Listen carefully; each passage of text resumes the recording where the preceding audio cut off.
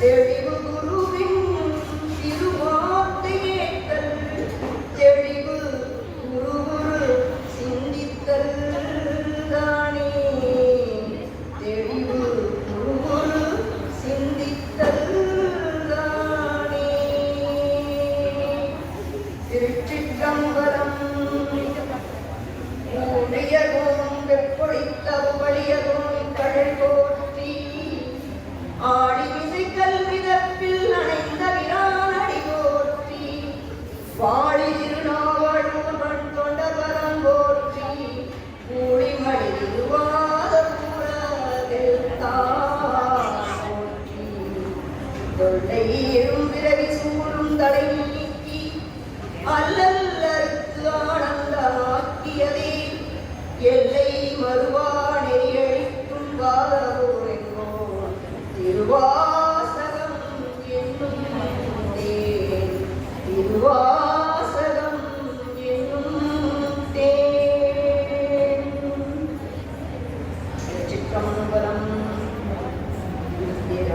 ஆசிரியர்கள் திருவடிகளை 63 நாயன்மார்களின் திருவடிகளை திருவள்ளுவர் ஐந்தாறு திருவடிகளை அகச்சந்தான புறச்சந்தான நால்வர்கள் திருவடிகளை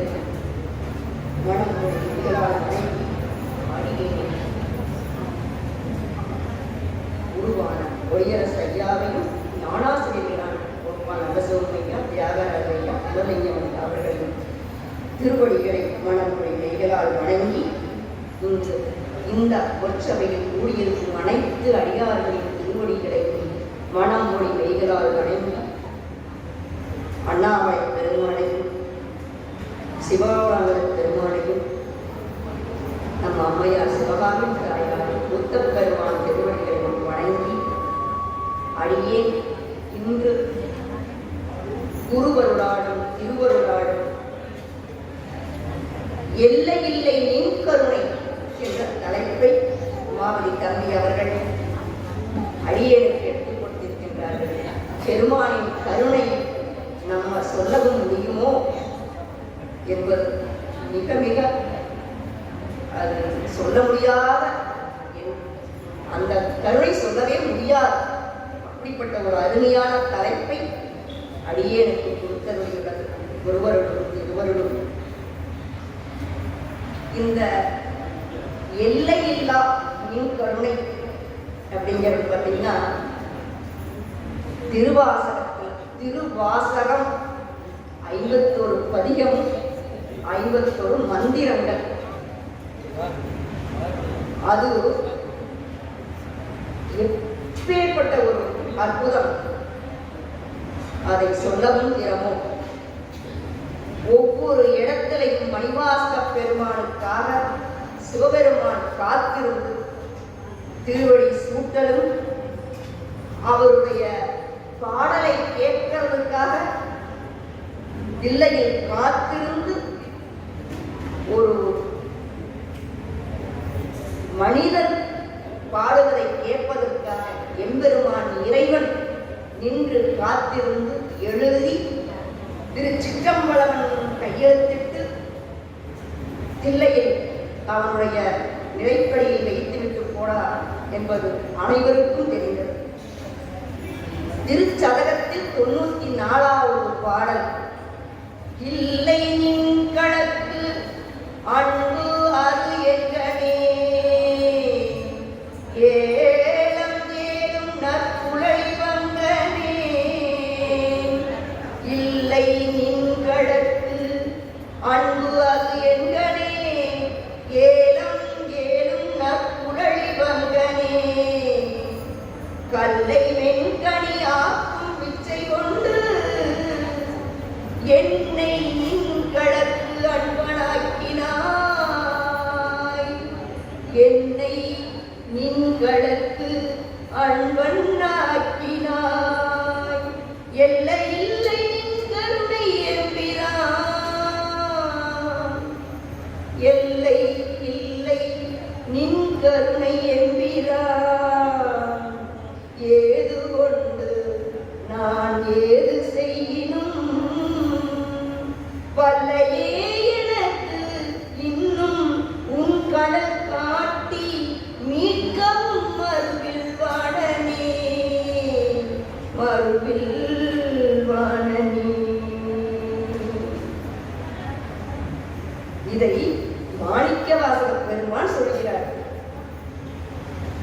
இல்லை நின் கணக்கு அன்பு. அவருக்கா பெருமானிடம் அன்பில்லை? ஒவ்வொன்றையும் நம்மளுக்கு சொல்கின்றார். ஒவ்வொரு இடத்திலும் இவருக்காகத்தான் பெருமான் காத்துக் கொண்டிருந்தார். ஆனால் உங்களுக்கு அன்பில்லை என்று சொல்கிறார். அவர்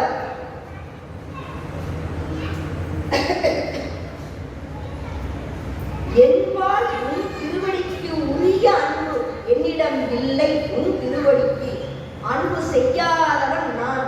ஆனால் நீயோ என்னை நின் திருவடிக்கு அன்பனாக்கினாய். எப்படி என்றால், நீ வல்லான், மிகப்பெரிய ஆற்றல் உடையவன். உன் ஆற்றலுக்கு ஒரு எடுத்துக்காட்டு சொல்ல வேண்டும் என்றால், நீதான் கல்லை கனியாக்கும் வித்தைக்காரனாச்சே. கல்லையே கனியாக்கும் வித்தை உள்ளவன். அவன்பால் அன்பு செய்யாமல் இருந்தால் கூட அன்பு செய்ய வைப்பான். அதற்கு நமக்கு ஒரு சிறு புண்ணியம் வேண்டும். அதனால் எல்லை இல்லை நின் கருணை அப்படிங்கிறார். வித்தை, நீதான் கல்லையே கனியாக்கும் வித்தைக்காரனாச்சே. அதனால் என்னை நின் திருவடிக்கு அன்பனாக்கினாய். எல்லை இல்லை நின் கருணை. உன் கருணைக்கு எல்லை சொல்ல முடியுமா? யாராலும் சொல்ல முடியாது. உன்னை விட பெரியவன் எவரும் இல்லை. உன் கருணைக்கு வரையறை இல்லை. என்னை கருவியாக கொண்டு நான் என்ன செய்ய? இன்னும் உன் கடல் காட்டவில்லையே எனக்கு. மீண்டும் எப்படியாவது உன் திருவடியை காட்டு.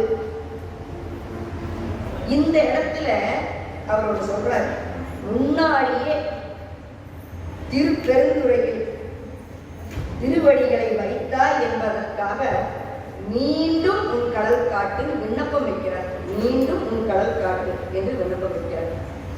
அதுல பாத்தீங்கன்னா நம்மளுடைய கடுக்குன்று பதிகத்துல திருவாசகத்துல 30வது பதிகம், பிணக்கிழாத பெருந்துரை பெருமான் உன் நாமங்கள் பேசுவார்க்கு கணக்கிலா திருக்கோலம் நீ வந்து காட்டினாய் கழுக்குன்றியே அப்படின்னு சொல்லி பாடுவார்.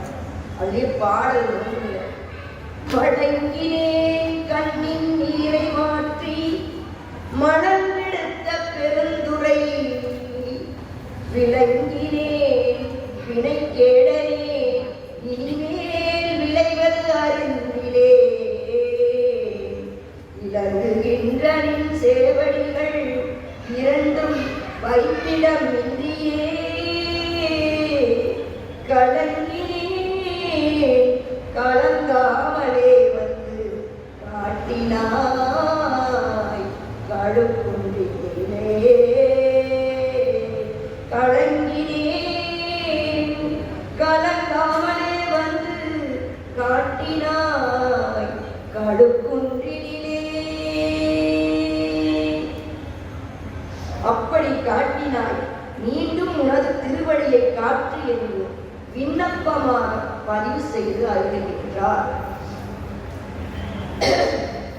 இந்த நேரத்தில் நம்மளுக்கு திருநாவுக்கரசு பெருமானும் திருவடிக்கு விண்ணப்பம் வைத்தது நினைவு வருகின்றது. திரு தூங்கானை மாடத்தில் பொன்னார் திருவடிக்கு ஒன்று உண்டு விண்ணப்பம் போற்றி செய்யும். பொன்னார் திருவடிக்கு ஒன்று உண்டு விண்ணப்பம் போற்றி செய்யும். என்னாவி காப்பதற்கு இச்சை உண்டே இரும் கூற்று அகல மின்னாரும் இலை சூழம் என்மேல் பொறி மேவு கொண்டல். மின்னாரும் மூயிலை சூழம் என்மேல் பொறி மேவு கொண்டல். துன்னார் கடந்தையுள் தூங்கானை மாட சுடற்கொழுந்தே. துன்னார் கடந்தையுள் தூங்கானை மாட சுடற்கொழுந்தே. சமண சமயத்தில் இருந்து பட்டு போன தம் உடனுடன் உயிர்வாழ தகுதி இல்லை என்ற குற்ற உணர்வு நீங்க பெருமானை வேண்டி தாம் தரிப்பதற்கு திரையிட்டருள வேண்டும் என்று பொன்னார் விண்ணப்பம் செய்தார். பெண்ணாகரத்தில் உள்ள திருக்கோயிலாகிய தூங்கானை மாடத்தில் ஒளிப்பிழம்பாயிருக்கும் பெருமானே, நம்மளுடைய சிவபெருமான் செம்பொன் மேனியன், அவன் அழகன். அதை வர்ணித்து உன்னுடைய பொன் போன்ற திருவடிகளை அடியேன் செய்யும் விண்ணப்பம் வேண்டுகோள் ஒன்று உண்டு. அத்தாவது அடியேனின் உயிரை பாதுகாக்கும் விருப்பம் உனக்கு உண்டேயானால் நான் சமண சமயத்தில் வாழ்க்கையின் பெரும்பகுதியை வீணாக்கினவன் என்று மக்கள் கூறும் பழிச்சொற்கள் நீங்குமாறு உன்னுடைய அடிமையாக அடியேனை ஏற்றுக்கொண்டாய் என்பது உண்மையானால் புலப்பட ஒளி வீசும் முத்தலை சூழப்பொறியை அடியேனின் உடம்பில் பொறித்து வைப்பாயாக என்று வேண்டினார். அதன்படியே பெரும் கருணையாளனாகிய நம் பெருமான் பூதகணங்களை அனுப்பி எம்பிரான் நாவுக்கரசு பெருமான் கேட்டவாறே முத்தலை சூழப்பொறியையும் சூழம் இடபம் பொறித்து சைவ முத்திராதீட்சை செய்தார். பெருமான் சைவ முத்திராதீட்சையை திருநாவுக்கரசு பெருமானுக்கு செய்தார். தூங்கானை மாடம் இந்த இதில் வந்து நம்மளுடைய மெய்கண்டார் அவதாரத்தலம், மறைஞான சம்பந்தர் அவதாரத்தலம். நம்ம வந்து பெருமானிடம் உண்மையான பக்தியோடும் ஒன்று மனசுண்டி அவரிடம் நீங்கள் எதை வேண்டினாலும் கண்டிப்பாக செய்வார். அதை ஒவ்வொருவரும் உணரவும் முடியும். நம்மளுடைய ஒரு விண்ணப்பம் ஒன்றும் வேண்டாம், ஒரு கோயிலுக்கு நம்மளால் போக முடியல அப்படிங்கிற பட்சத்தில் இந்த இடத்துல பெருமானே நான் உன்னை பார்க்க வேண்டும் உறுதியா சொன்னீங்கன்னா எவ்வளவு சீக்கிரம் முடியுமோ அந்த இடத்துக்கு பெருமான் கூட்டிட்டு போயிருப்பார். அதை ஒவ்வொருவரும் கண்டிப்பாக உணர்ந்திருப்பீர்கள். அந்த ஒன்றை தெரிஞ்சுக்கலாம், அந்த பெருமானுடைய கருணை, அவருடைய பெரும் கருணை. அது ஒன்னெல்லாம் சொல்ல முடியாது. அவருடைய கருணை நம்மளுக்கு இந்த இடத்துல ஒரு உயிரை நமக்கு எத்தனை கண்ணர் கொடுத்துருக்கா, எல்லாம் நல்லா இருக்கு, நம்ம எல்லாம் நல்லா இருக்கணும். அவருக்கு ஒவ்வொரு நாளும் நம்ம 1000 மணி நன்றி சொன்னாலும் பத்தாது. ஒருவேளை சாப்பாடு அவர் பிச்சை எடுத்துக்கிட்டோம், நம்மளுக்கு ஒரு சாப்பாடு கிடைக்கும். அவர் பிச்சை எடுத்துக்கிட்டா அந்த சாப்பாடு நமக்கு கொடுக்குறாரு. நம்ம சம்பாதிச்சோம், நம்மளுடைய காசு நம்ம சாப்பிட்றோம், கிடையவே கிடையாது. அவர் நமக்கு கொடுக்கலன்னா ஒருவேளை உணவு கூட நம்ம சாப்பிட முடியாது. அந்த கருணை நினைச்சாவே நம்மளுக்கு அவருடைய பெரும் கருணை. அதை நினைத்து நினைத்து நினைத்து நினைத்து மனம் ஒருகி நின்றால் நம்ம வாழ்நாள் பூரா போதவே போதாது. இதுல பார்த்தீங்கன்னா நம்மளுடைய தோத்திரத்தை சொல்வதற்கு பெருமான் பெரும் கருணையால் அனுப்பியவர் திருஞான சம்பந்தர். 3 வயசு குழந்தை, அது 3 வயசு குழந்தையில அப்படி ஒரு பாடலை பாட முடியுமா? அவருடைய கருணையெல்லாம் எப்படி பாட முடியும்? தோளுடைய செவியன் அப்படின்னு ஆரம்பிச்சு பாடுறாங்க. அவ்வளவு ஒரு அந்த ஒரு அவர் அப்பா வந்து நான் பார்க்க முடியாத பெருமானை நீ எப்படி பார்த்தேன்னு அவர் பார்வையில புரிஞ்சுட்டு அந்த குழந்தை முன்னைய தவத்தால் அவரை நான் பார்த்தேன்னு சொல்றார். முன்னைய தவத்தால் அந்த பெருமானை நான் பார்த்தேன்னு சொல்லி காட்டுறேன். அதே முறை சாத்திரம் சொல்ல வந்த குழந்தை 2 வயது சாத்திரம் சொல்லும். 2 வயதில் ஒரு குழந்தை சாத்திரம் சொல்ல முடியுமா? அந்த பெருமானுடைய பெரும் கருணை யாருக்காக? நம்மளுக்காக. நம்ம ஒரு இந்த பிறவியை நீக்க பெற வேண்டும்ங்கிறதுக்காக, அந்த திருவடியில் சேர வேண்டும் என்பதற்காக பெருமான் அனுப்பிய பெரும் கருணை. இதெல்லாம் அவருக்கு மெய்கண்டார் என்பது பேரு. ஆனால் அவருடைய உண்மையான பேரு சுவேதான பெருமான். அவருடைய அம்மா அப்பா அவங்க வந்து அச்சுத கலப்பாளர் மங்களாம்பிகை. அவர்களுக்கு ஜாதக ரீதியாகவே குழந்தை இல்லை என்பது ஜாதகத்தில் கணிக்கப்பட்ட ஒன்று. அப்பவெல்லாம் ஒவ்வொருவருக்கும் ஒரு குரு இருப்பார். அந்த குருவிடம் போய் குழந்தை இல்லையே என்று முறையிட்டு வேண்டுகின்றார்கள் அந்த தம்பதிகள். அப்ப அந்த குரு அவருடைய பெருமானிடம் பிரார்த்தனை பண்ணி இவர்களுக்கு நான் என்ன சொல்ல, குழந்தை வேண்டும், ஜாதகத்தில்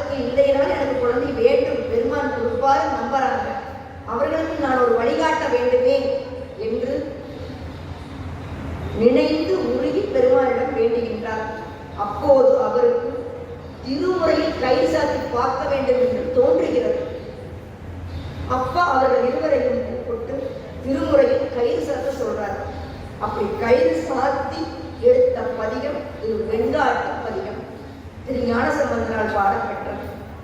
அதை எடுத்து படிக்கும் போது இரண்டாவது பாட்டை படித்துவிட்டு அவரே அசைந்து போனார். எப்படி? பேயடையா பிரிவெய்தும் ஒரு பிள்ளையினோடு உள்ள நினைவு ஆயினவே வரம் பெறுவார் ஐயுற வேண்டா ஒன்றும் வேகனதோளுமை வந்தற்கும் காட்பெண் காட்டு முக்குடனி தோயடவா நம்மை தோயாவாம் தீவினையே. இந்த பாடல் பதிகம் கயிறு போட்டு சாத்தி எடுத்த போது இந்த பதிகம் குழந்தை இல்லை அப்படிங்கிற ஒரு வருத்தம் பேய்மார் ஆட்டுமா, கொஞ்சம் நஞ்சம் வருத்தம் இல்லை. அதிலிருந்து அதிலிருந்து மேட்டு காப்பாற்றுறதுக்கு தான் இந்த பதிகம். திருவெண்காட்டில் முக்குளத்தில் நீராடி அங்கேயே தங்கி 48 நாள் இந்த பதிகத்தை படித்ததனால் கிடைத்த குழந்தை மெய்கண்டார். இன்றும் ஒவ்வொருவரும் ஒரு நம்பிக்கையோட எடுத்து ஒரு பதிகத்தை படித்தீர்களானால் நம்மளுடைய வினைப்பயன் எப்படி உள்ளதோ அதை போல 10 நாளிலும் நிறைவேறும், 48 நாளிலும் நிறைவேறும். 1 வருஷம் ஆகலாம், 2 வருஷம் ஆகலாம், ஆனால் கண்டிப்பாக நடந்தே தீரும் அப்படிங்கிற நம்பிக்கை உங்களிடம் வேணும். அடியே நம்மளது எத்தனையோ சிக்கல் இறைவன் காப்பாற்றி இருக்கிறார். 1 2 அல்ல, ஒவ்வொரு கஷ்டத்தையும் இந்த பதியங்கள் தான் அடியனுக்கு தீர்த்து கொடுத்தது என்பது சத்தியமான உண்மை. எப்படி ஆணையிட்டு சொல்கிறார் நம்ம சம்பந்த பெருமான், அதை போலவே அடியனின் வாழ்க்கையில் ஒவ்வொரு இடத்திலையும் பெருமானுடைய பெருங்கருணையினால் வேண்டும் இருக்கின்றேன். அனைவரும் நம்பிக்கையோடு படிக்கின்றேன். எம்பெருமான் மிகப்பெரிய கருணை உள்ளவர். அடுத்தது இந்த மெய்கண்டாரின் அற்புதங்களை நமக்கெல்லாம் தெரிய வைத்தவர் பரஞ்சோதி முனிவர். அவர் அருளிய நூல் திருவிளையாட புராணம். அதில் ஆளவாய் காண்டம் வாதப்புரடிகளுக்கு உபதேசித்த படலம். பாடல் 2764வது பாடல். தித்திக்கும் மணிவார்த்தை இன்னம் சின்னாள் திருச்செவியில் அருந்தவும். தித்திக்கும் மணிவார்த்தை இன்னம் சின்னாள் திருச்செவியில் அருந்தவும். கைச்செம்பொன்னெல்லாம் பத்தி பேரன்பு அளித்தும் கவர்ந்து. கைச்செம்பொன்னெல்லாம் பத்தி பேரன்பு அளித்து கவர்ந்து வேண்டும் பணி கொடுத்து பாண்டியனை இவர் பண்பு தேற்றி முத்திக்கே வித்திடவும் புத்தைவாது முடித்திடவும் திருவுள்ளம் முன்னம் எய்தி எத்தி தொண்டரை கருமம் சிறிது உண்டு இங்கே இருத்தி என உருக்கரந்தான் அடியாரோடும். எத்தி தொண்டரை கருமம் சிறிது உண்டு இங்கே இருத்தி என உருக்கரந்தான் அடியாரோடும். இனிக்கின்ற மாணிக்கம் போடும் வாசகத்தை இன்னும் சில நாட்கள் வரையிலும் நமது திருச்செவி கேட்கவும், தம் கையில் உள்ள செம்பொன் அனைத்தையும் பக்தி என்னும் தலையங்கினை தந்து கொள்ளை கொண்டு தாம் விரும்பும் பணியை ஏற்றுக்கொண்டு பாண்டியனுக்கு இவர் பண்பினை அறிவித்து முத்தியினை அடையச் செய்யவும் புத்தர்களை வாதிற்கண் வென்று அழிக்கவும் திருவுள்ளம் கொண்ட மாணிக்க வாசகரை சிறிது காரியம் உலகு ஆதலால் நீ சில காலமே இருப்பாயாக என்று கூறி அடியவர்களோடு மறைந்து அருளினார். என்ன சொல்றார்? தித்திக்கும் மணிவார்த்தை இன்னும் சில நாள் திருச்செவியில் அருந்தவன். பெருமான் மணிவாசகரின் திருவாசகத்தை கேட்க, அதாவது எப்படி இனிக்கின்ற அமிழ்தினை கேட்கும் ஆசைப்பட்டும் கை செல்வன் 10 பேர் அன்பளித்து கவர்ந்து, அதாவது அறிவர்த்தன பாண்டியன் அமைச்சரான மணிவாசகரிடம் பண முடிப்புகளை குறித்து குதிரை வாங்க அனுப்பினார். அந்த பணம் பழுதில்லாதது, அந்த முடிப்பு பழுதில்லாதது. அதை தனக்கு கோயில் கட்டுவதற்காகவும் பாண்டியர்க்கு இறைவனின் கருணையை புரிய வைத்து பாண்டியர்க்கு முத்தி கொடுத்து இறைவனின் திருவடிக்கு வீடு பேர் அருளவும் பெரும் கருணை கொண்டார். இவருக்கும் பணி செய்யணும், பாண்டியனுக்கு முத்தி கொடுக்கணும். அப்படி ஒரு எண்ணத்துல மணிவாசகரிடம் அன்பு செலுத்தி அவரை கவர்ந்து கொண்டார். அவரே முதல்லையே சாமியோட திருவருள் எண்ணி எண்ணி எண்ணி எண்ணி தான் அந்த இடத்துல இருந்தார். அவருக்கு அவருடைய வாத ஊர்ல அவருக்கு இருந்த ஒரு திறமையை பார்த்துட்டு அறிவ பாண்டியன் அவருக்கு நிறைய பட்டங்களை கொடுத்தார். இன்னைக்கு என்னென்னமோ பட்டங்கள் கொடுக்கிற மாதிரி அன்னைக்கு அவருக்கு மிகப்பெரிய அவரோட பட்டத்தை கொடுத்து அவரை அந்த பதவியில வைத்திருந்தார். அப்படிப்பட்ட அவருக்கு பாண்டியனுக்கும் இறைவனுடைய அருளை புரிய வைத்து அவரையும் முத்திக்கு அனுப்பிட்டு புத்தரை வாத செய்ய தில்லைக்கு அனுப்புகிறார். அந்த தில்லைக்கு அனுப்பின அந்த ஒரு அருள் எல்லோருக்கும் தெரியும். இருந்தாலும் இந்த இனிய நல்லாளை நினைவு செய்து கொள்ளலாம். அது இறைவனுடைய அந்த தில்லையில 3000 அந்தணர்கள் தில்லைகள் அந்த பெருமானை அவ்வளவு ஒரு அற்புதமாக வழிபாடு செய்து போற்றி பாதுகாத்து வந்தார்கள். அப்போது படையெடுத்துக் கொண்டு புத்தர்கள் வருகின்றார்கள். அவர்களிடம் இந்த தில்லைவாழ் அந்தணர்களால் போராட முடியவில்லை. அப்போது பெருமானிடம் முறையிடுகிறார்கள். ஒரு ஆசிரியர் கேட்கிறது, நீங்கள் திரு வாதபோதரை கூப்பிடுங்கள், அவன்தான் இதை பண்ண முடியும் என்று சொல்கிறார் பெருமான். அவர்கள் போய் வாதபோதரை கூப்பிடுகிறார்கள். வாதபோதரை இவர்கள் ஒவ்வொரு தடவையும் கோயிலுக்குள் வருவதையே விரும்பாமல் கொஞ்சம் கொஞ்சமா அவர் உள்ள வராமையே பண்ணினாங்க. அவரு சரி வர வேண்டாம்னு போய் இருந்துட்டார். போய் முதல் நாள் கூப்பிடும்போது அவர் பேசவே இல்லை, பதிலே சொல்லல. இவர்களுக்கு ரொம்ப இக்கட்டான ஒரு சூழ்நிலை வருது. எல்லாரும் போய் அந்த தில்லைக்குள்ள கோயிலுக்குள்ள இருக்கிற அந்த குளத்துல நீராடி அத்தஜாம பூசையில் தில்லைவாழ் அந்தணர்கள் இறைவனிடம் பேசுவார்களாம். அப்படி போய் அன்றைக்கு முறையிடுகிறார்கள். முடியவில்லையே, மணிவாசகர் வாதபோதர் வரமாட்டேங்கிறாரேன்னு சொல்றாங்க. அப்ப சிவபெருமான் சொல்றாரு, மணிவாசகன்னு கூப்பிடுங்க, வருவா அப்படின்னு சொல்றாங்க. அப்ப போய் அத்தனை பேரும் போய் சொல்லி பார்த்துட்டு மணிவாசகா அப்படின்னு சொல்லும்போது அப்பதான் திரு வாதபோதர், ஓ இது மணிவாசங்கிற பேர் இறைவனுக்கும் அவருக்கும் மட்டுமே தெரிந்தது, மற்றவங்களுக்கெல்லாம் தெரியாது, மற்றவங்களுக்கெல்லாம் வாதபோதர் மட்டும்தான் தெரியும். அப்ப இறைவன் நம்மளுக்கு உத்தரவு கொடுத்திருக்கிறார் அப்படின்னு சொல்லிட்டு அத்தனை பேரும் அவருக்கு முதல் மரியாதை கொடுத்து கோயிலுக்கு அழைத்துட்டு போறாங்க.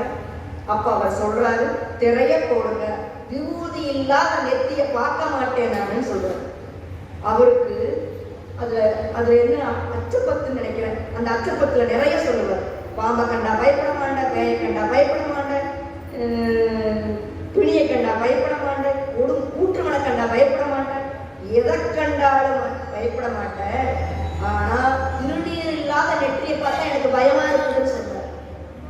அதனால திரைய போட்டு புத்தர்களோட வாதிட்டார். அந்த வாதத்துல அவர்கள் எவ்வளவோ வாதாடி இவரோட வாதாட முடியாத கடைசியில உன் பெருமான் சாமி இருக்கிறது உண்மையான ஊமை பண்ண பேச வைக்கிறது கேட்கிறார். அப்ப அந்த ஊமை பண்ண பேச வச்சுதான் புத்தர்களை வென்றாங்க. ஒவ்வொரு இடத்துலையும் எப்படி பாண்டியன் நாட்டுல ஊன் பாண்டியனை நிமர வைத்த மந்திரங்கள் பாதமாக ஜெயிச்சாரோ திருஞான சம்பந்த பெருமான், அதே மாதிரி மணிவாசக பெருமானும் அதை செய்தார். அதற்காக நம்மளுடைய பெருமான் பெருங்கருணையாக நின்றார். ஒவ்வொரு இடத்துலையும் நம்மளுடைய சிவபெருமான் விபூதி, அதாவது அந்த நீர் அடியதே வந்து இன்னைக்கு பிள்ளைங்க பொட்டு வைக்கிறதே ஒரு அது என்ன சொல்றதுன்னு அடியனுக்கு புரியல. ஒரு விபூதி வைக்கிறது, பொட்டு வைக்கிறது நம்மளுடைய கலாச்சாரம். விபூதி தேவை வச்சு பாருங்க, அந்த முகத்துல எவ்வளவு ஒரு ஒளி இருக்குதுன்னு பாருங்க. அத்தனை பேர் நல்ல நெத்திரையா விபூசி வச்சு பாருங்க. அது ஒரு அழகு, ஒரு கம்பீரம், நமக்கு ஒரு கம்பீரத்தை கொடுக்கும், ஒரு தன்னம்பிக்கை கொடுக்கும். அப்படிப்பட்ட ஒரு விபூதியை வைக்கிறதுக்கு கூச்சப்படாதீங்க, நெத்தியில பொட்டு வைக்கிறதுக்கு கூச்சப்படாதீங்க, நல்லா வைங்க. இதெல்லாம் நம்மளுடைய பண்பாடு, கலாச்சாரம். அது மட்டும் இல்லை, பெரியவங்களை எங்க வேண்டாலும் பாதத்தை தொட்டு கும்பிடுங்க. அவங்களுடைய வாழ்த்து இறைவனுடைய வாழ்த்தா நீங்க நினைங்க. ஒவ்வொரு முறையும் அவர்களை நீங்க ஒரு சிவனா பாவச்சு நடந்துங்க. அது உங்களுக்கு மனசோட ஒரு பெரிய தன்னம்பிக்கை கொடுக்கும். இதையெல்லாம் நம்ம முன்னோர்கள் செய்ததுதான், நாங்கள்லாம் செய்வோம். ஆனா நம்ம குழந்தைங்களை நம்மளே கும்பிட்டா பரவாயில்ல விடுமா அப்படின்னு சொல்றோம். இல்ல, கும்பிடணும். அதுலதான் அவங்களுக்கு ஒரு நல்ல பண்பாடு வரும்.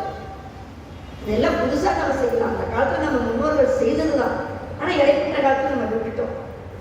இதே பாத்தீங்கன்னா தெய்வ சேக்கிழார் பெருமான் பாண்டிய நாட்டை தமிழ்நாடு என்று குறிப்பிட்டிருக்கிறார். பாண்டிய நாட்டை தமிழ்நாடு தெய்வ சேக்கிழார் பெருமான் குறிப்பிட்டிருக்கிறார். இன்னைக்கு கொண்டதல்ல. நம்ம நாயன்மார்களை யாரோடு ஒப்பீடு செய்யக்கூடாது. இன்றும் அவர்களை தொடர்ந்து அவர்களை வணங்கி அவர்கள் வழியில நம்ம பின்னாடி செல்லலாம். அப்படி நிறைய பேர் இருக்கிறாங்க, நமக்கு தெரியாம எத்தனையோ பேர் இருக்கிறாங்க. இந்த இடத்துல அடியன் இன்னைக்கு நாயன்மார் கதை ஒன்று எடுத்து சொல்லணும்னு விருப்பப்பட்டிருந்தேன். ஆனா அதை விட முக்கியமா ஒன்று, அடியனுக்கு நேற்று பரிமள மகாலில் அரண்மனை குழுவில் ஒரு பெரிய ஒரு விழா ஏற்பாடு பண்ணி அதில் நிறைய பேர் பேசினாங்க. அந்த இடத்துல அடியேனுடைய மனதை மிகவும் உருக்கமாக பண்ணினது ஒரு பெண், ஒரு இளம் பெண், சாதாரண குடும்பத்தில் இருந்த அந்த பெண். அந்த பெண்ணெல்லாம் மிகப்பெரிய புண்ணியம் செய்த பெண் தான். ஏன்னா நம்ம இன்னைக்கு எவ்வளவோ இருந்தாலும் இறைவனுக்கு கொடுக்கும் போது மனசு வர்றது. ஒரு 100 ரூபாய்ங்கிறதுல இன்னைக்கு ஒரு பொருட்டே இல்லாத ஒரு காசு. இன்னைக்கு ஒரு சாதாரண ஆர்டர் பண்ணி வாங்கி சாப்பிட்றோம், அடுத்த நாள் வைத்தியத்துக்கு போறோம், எத்தனையோ செலவு பண்ணிடுறோம். அந்த பொண்ணுக்கு பெருமானுடைய பெருங்கருணை. அந்த பெண்ணோட பேர் வண்டார் குழலி, ஊர் வையங்குடி. வையங்குடியில அந்த கோயில்ல நேற்று போட்டு காமிச்சப்ப அங்கிருந்து அத்தனை பேரும் கண்ணீர் விட்டார். நம்ம எல்லாம் இன்னைக்கு நல்ல வீடு கட்டி வச்சிருக்கோம், அழகான வீடு கட்டிக்கிறோம், ஜாலியா இருக்கிறோம், நல்லா சாப்பிடுறோம். யார் நாடு? பெருமான் நாடு. அவனுடைய கோயில் எல்லாம் எத்தனையோ இடத்துல மேல கூரை இல்லாம ஒருவேளை தீபம் இல்லாம இருக்குது. அப்படிங்கிறது போட்டு காட்டி அந்த பொண்ணு அந்த இடத்துல அந்த பொண்ணு பிரதோஷ பூசை எடுத்து நடத்தி இருக்குது. தினமும் தீபம் போட்டுருக்குது, பதிகம்பாடி சாமி கும்பிட்டு. அந்த ஒரு தடவை சாமி இருந்ததுக்கு மழை பெய்து தண்ணி அப்படியே சாமி மேல விழுந்தப்ப அவன் பொண்ணு அப்படியே அழுது குடிச்சிருக்கிறான். பெருமானே, உனக்கு இந்த இடத்துல கோயில் கட்டாம எனக்கு திருமணம் இல்லைன்னு அந்த பொண்ணு உறுதி எடுத்துக்கிறான். உறுதி எடுத்து 1 வருஷம், 2 வருஷம், 3 வருஷம், 4 வருஷம், 5 வருஷம், 6 வருஷம், 7 வருஷம் போராடி இருக்கு. அரசாங்கத்திட்ட போய் அனுமதி கேட்டா அனுமதி கொடுக்கல. அத்தானா போய் அடுத்தவங்கிட்ட கேட்டா கொடுக்குறேன்னு சொல்றாங்க. போய் கேட்டா அனுமதி, அரசாங்கத்துக்கு அனுமதி வாங்கிட்டு வாங்க, நாங்க அப்புறம் உங்களுக்கு அனுமதி கொடுக்குறோம், பண்றோம், நிதி உதவி பண்றோம்னு சொல்றாங்க. அப்புறம் அரசாங்கத்துக்கிட்ட அனுமதி வாங்கி நிதி உதவிக்கு போனா ஒரு நம்மளுடைய ஒரு எண்ணம் ஓரளவுக்கு நல்ல நிலைமையில் இருக்கிறவைய போய் கேட்டாதான் ஒரு செய்யறதுக்கு நம்ம எல்லாருமே மனசு செய்யறோம். ஒரு கொஞ்சம் அந்த நிலைமையில இருக்கிறவங்க போய் கேட்கும்போது இவங்களால முடியுமா, இவங்க செய்வாங்களா அப்படிங்கிற ஒரு சந்தேகம் எல்லாருக்கும் வருது. கொடுக்கறதுக்கு தயங்குறோம். ஆனா ஒன்னே ஒண்ணு, அந்த பெண்ணுடைய உறுதியை பார்த்து நம்மளும் சேர்ந்து செய்வோம் அப்படின்னு செஞ்சிருக்கலாம். ஆனா அது கொடுப்பனை இல்லை. ஏன்னா இறைவன் பாண்டியனிடம் அந்த காசை வாங்கி அவர் கோயில் கட்டினார் அப்படின்னா அது அவ்வளவு ஒரு அருமையான காசு. ஏன்னா அவர் மன்னர் வந்து மிகப்பெரிய அளவுல நீதியோடவும் நேர்மையோடவும் அரசாட்சி பண்ணினவர். அதனால அவருடைய காசை வாங்கி கோயில் கட்டிக்க விருப்பப்பட்டார் பெருமான்.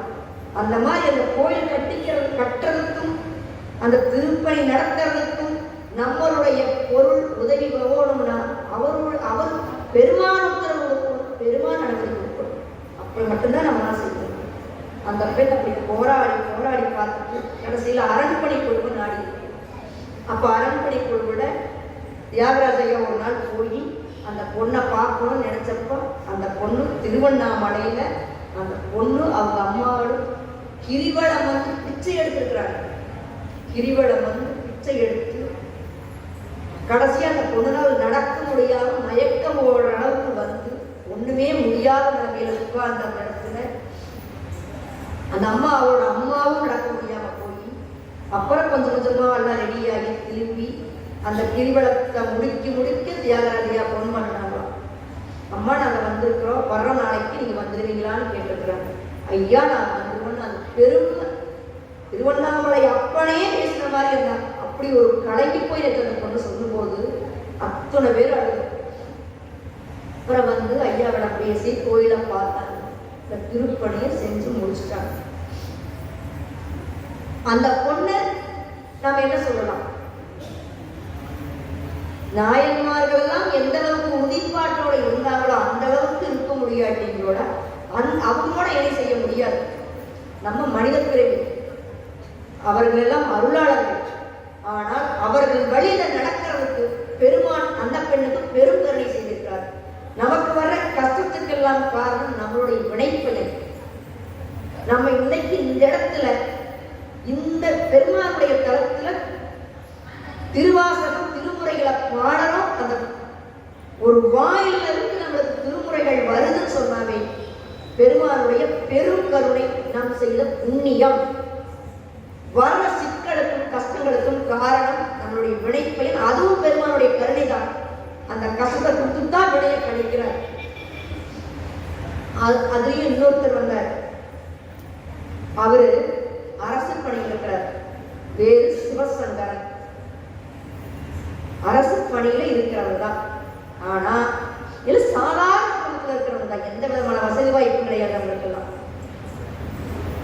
எங்க சிவலிங்கம் இங்க சிவலிங்கம் கேட்பாரற்று கிடைக்கின்றதோ, கூரை இல்லாமல் இருக்கின்றதோ, அதையெல்லாம் தேடி தேடி தேடி தேடி எடுத்து அரண்மனை குழுவோடு இணைந்து மேற்கூரையை போட்டு கொடுத்து கொண்டிருக்கின்றார். இன்று வரை வாரம் ஒரு சிவலிங்கம் முடிக்கின்றார், வாரம் ஒரு சிவலிங்கம் முடிக்கின்றார். அப்படிப்பட்ட ஒரு அற்புதமான ஒரு இதை செய்கிறார். அவரும் நமக்கு இந்த நாயன்மார்களின் வழியில் வரவர்தான் அவர் பார்க்கும்போது நமக்கு தோணுகிறது. அடுத்தது இலங்கையில் 108 சிவலிங்கம் இருந்ததாக அந்த இருக்கிறவங்க எல்லாம் ஒரு அந்த சொல்றாங்க. ஆனா ஒரு 4-5 சிவலிங்கம் மட்டும்தான் கிடைச்சிருக்குது. அதை வந்து நம்ம இங்கிருந்து போய் அரண்மனைக்குள் இருந்த அன்பர்கள் நாம் போய் எடுத்து ஒரு கோயில் பண்ணிட்டு வரலான்னு எடுக்கும்போது அங்க இருக்கிறவங்க அத்தனை பேர், சுற்றி இருக்கிறவங்க அத்தனை பேரும் முஸ்லீம் மக்கள். அவர்கள் அங்கு இறைவனையில இருக்கிற அன்பர், அவர் பேர் எனக்கு சொல்லி ஞாபகம் வரல, அவரிடம் கூப்பிட்டு சொன்னாங்க, யார் சிவலிங்கத்தில் தூங்கிருப்பார், தமிழ்நாட்டில் வந்துட்டாங்க அப்படின்னு சொல்றாங்களா. அப்ப வந்து அவர் வந்து யார் வந்திருப்பா அப்படின்னு அவர் அங்கிருந்து வந்து கூப்பிட்டு அப்படி பேசும்போது இப்படி அரண்மனைக்குள்ளிருந்து வந்திருக்கிறோம், இதை செய்யணும்னு சொல்லும்போது அவர்கள் எல்லாரும் தோல் கொடுத்து அந்த பணி இப்போ செப்பனை செஞ்சுட்டு இருக்கிறாங்க. அங்கேயும் திருப்பணி நடக்குது. 108 சிவலிங்கம் வைத்து விடலாம் என்று அந்த பணியை நடத்தி கொண்டிருக்கின்றார்கள். அதுவும் மிகச்சிறந்த பணிதான்.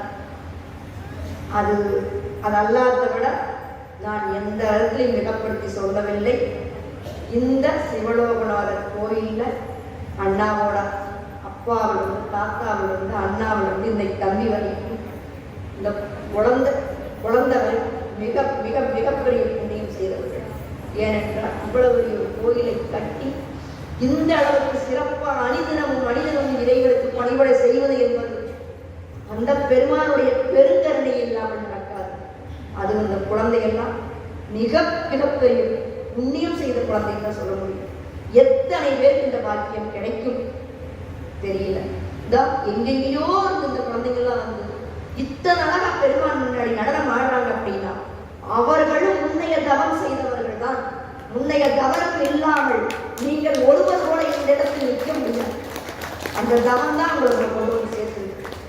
அந்த பெருமானை நம்பி நீங்க ஒவ்வொரு நாள் வழிபாடு செய்தீங்கன்னா நீங்க என்ன வேண்டும்னாலும் கண்டிப்பா கொடுப்பார். அவரை மட்டும் நம்புங்கள், வேற எதையும் நம்ப வேண்டியது. பெருமானே உங்களிடம் நான் ஒப்பிச்சிட்டோம், எங்களை ஒப்பிச்சிட்டோம், நீ பார்த்துக்க, அவர் பார்த்துக்குவார். அதுக்கு எப்படி உங்களுக்கு சொல்ல முடியும்னா சொல்லலாம். நீங்களும் உணர்ந்து பாருங்களேன். ஒரு விண்ணப்பத்தை வைங்க, வச்சுட்டு அந்த பெருமானிட்ட சொல்லிட்டு விட்டுருங்க. அந்த விண்ணப்பம் நிறைவேறா இல்லையான்னு உங்க உணர்வுல நீங்க உணர்வீங்க. அப்போ வந்து சாமி நன்றி சொல்லுங்க. ஒவ்வொரு நாளும் நன்றி சொல்லுவோம். நம்மளை எப்படி வச்சிருக்காருன்னு நினைச்சு பாருங்க. காசு பணம் இதெல்லாம் ஒரு பொருட்டே கிடையாது.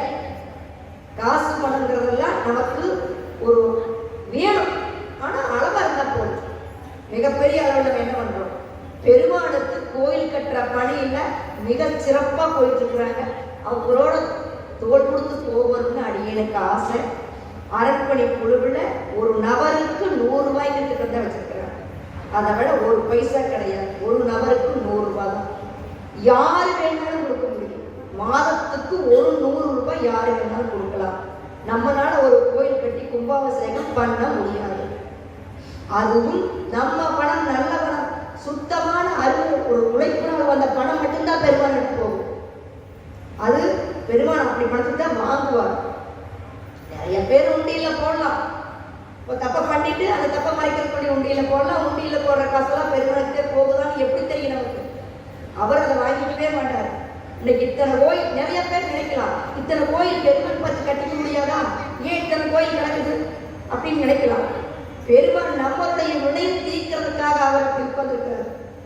ஒவ்வொரு இடத்துலையும் அவர் எழுதி ஏன் காட்டார், ஏன் பிச்சை எடுக்கிறார், ஏன் எலும்பு மாலையை போட்டுக்கிறார், ஏன் சுடுகாட்டில் நடனம் ஆடுறார், அவருக்கு ஒன்றுமே இல்லை. நம்மை காப்பதற்காக, நமக்காக ஒவ்வொரு இடத்துலையும் அவர் அப்படி வேடம் போட்டு நிற்கிறார். யாரெல்லாம் சிவனை கும்பிடா சோதனை வரும்னு சொல்றாங்களோ அவர்களிடம்லாம் நீங்கள் சொல்லுங்கள், சிவன் வினையை தீர்க்கிறார். நம்ம செஞ்ச வினை அது நிறைய மூட்டை மூட்டையை செஞ்சு வச்சிருக்கோம். அவர் நமக்கு கொடுத்தனுப்புறது கொஞ்சோண்டு தான் கொடுத்தனுப்புறார். அந்த கொஞ்சோண்ட கழிக்கிறதுக்கு நம்ம சில கஷ்டங்களை கொடுத்து தான் இருப்பார். நோயை கொடுப்பார், ஏதோ ஒரு கஷ்டத்தை கொடுக்காம எப்படி நம்ம வினையை தீர்க்க முடியும்? எந்த நேரத்தில் நம்ம சந்தோஷமா இருக்க முடியுமா? சந்தோஷமாக இருந்த நம்ம வினை எப்படி தீரும்? தீரும். அவரை மட்டும் நினைத்து சந்தோஷம் வந்தாலும் சரி, கஷ்டம் வந்தாலும் சரி, எல்லாம் உன் கருணை தான் அப்படின்னு இருந்தீர்களானால் கண்டிப்பாக அந்த கஷ்டம் நம்மளை கடந்து போகும். நீர் கஷ்டம் வந்தாலும் அவனுடைய கருணை கருணை கருணை, அந்த கருணையை தவிர வேறு ஒன்றும் இல்லை. சிவாய நமக்கு சிற்றம்பலம்.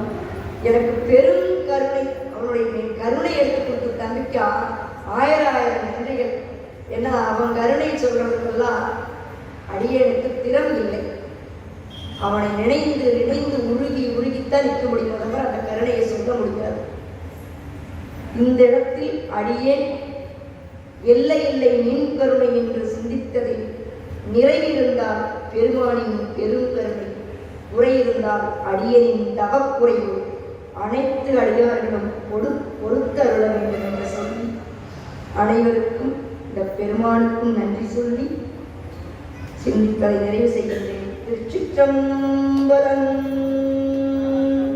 வான்முகில் வளாது வைக மணிவடம் சுரக்க மன்னன் போல் முறை அரசு செய்க குறைவிடாது உயிர்கள் வாழ்க நான் வரை அறங்கள் ஓங்க மற்றவன் தேவி மல்க மேன்மைகள் செய்க நீதி விளங்குக உலகமெல்லாம் மேன்மைகள் செய்க நீதி விளங்குக உலகமெல்லாம் மேன்மைகள் செய்க நீதி விளங்குக உலகமெல்லாம். திருச்சிற்றம்பலம். தென்னாடுடைய சிவனே போற்றி, எந்நாட்டவர்க்கும் இறைவா போற்றி, காவாய் கடகத்திகளே போற்றி, கைலை மலையானே போற்றி போற்றி. திருச்சிற்றம்பலம்.